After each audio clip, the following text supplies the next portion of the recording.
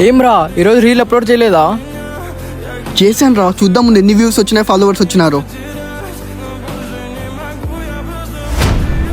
ఏందిరా ఇక్కడ మా ఫ్యామిలీ, ఫ్రెండ్స్, రిలేటివ్స్ ఎవరు కూడా లైక్ కామెంటే చేయలేదు.